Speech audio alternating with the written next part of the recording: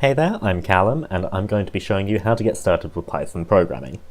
This first video will just be on installing Python, so if you already have it installed, then just skip to the next one.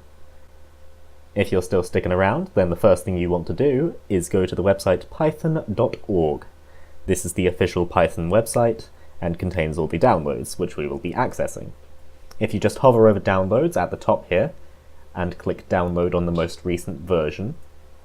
For me, the most recent version is 3.6, but for you it may be something different. Don't get anything older than 3.6, because some of the code we're writing may not work. Once you've downloaded it, just run the installer. Make sure you tick the Add Python to Path option, but other than that you can just press install as necessary. If you wish, you can customize where it installs to, but that is not required. Once you have it installed, go to your Start menu and type in idle. That's idle, I-D-L-E. And this is your interactive development environment for Python. All you are doing is just making sure it's there. If it is not there, you have not installed Python correctly. If it is, then you have followed this correctly, and you can move on to the next video.